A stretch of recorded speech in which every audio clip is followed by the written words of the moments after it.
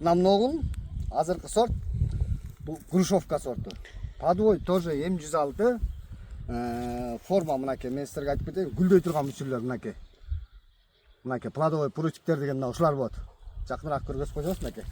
Бүт мына гүлдөй турган 2 эле жылдык алма. Эми ушул алманы азыр биз эгер муну эмерээк бутап алсак, баягы көбүрөөк бутап салсак, же болбосо алып таштасак, будан дагы кайта эле кийинки жылы алманы көп берип берет. Ошон үчүн муну азайтышыбыз керек, анан кийин түшүмгө да байлашыбыз керек. 1 жылдык. Мынакей бизде мына жерде өсүшкө гүлдөй турган бутакты бизге канча түшүм керек, ошону гана көргөзүп берем. Мына могул бутак бизде растовой болот.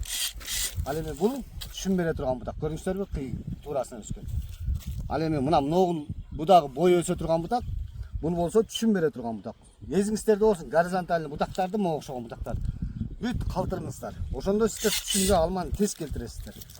Бул жери мынакей, бул растовой экен, кыскартып коебуз.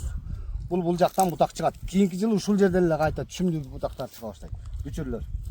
Бул жерден мынакей могул жер жоон экен, ошондо дагы багы убактылуу мунун боюн кармап, могул жерде түшүмдү чоңойтуш үчүн буларды да калтырабыз. Себеп дегенде бутак өйдө түшүмдү кетип калбаш керек.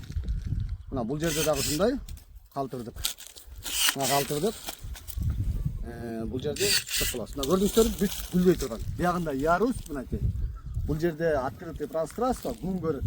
Алмасы чоң-чоң болот бул жерде. Товарный вид жакшы болот. Калгандарын мынакей чөкүп кеттик мынакей. Уже учун учтан гана алабыз. М106 подвойдо болобу, М9 болобу, сөзсүз түрдө боюн биринчи чыгарып алышыбыз керек. Анан капталдагы бутактарды чыгарып беребиз. Мына ушундай кылып туруп буташ керек. Гүлдөй турганы, түшүм бере турганы, бутак кое бере турганы. Могул жерлерде 3 бурчтук кесүү деп коет мынакей.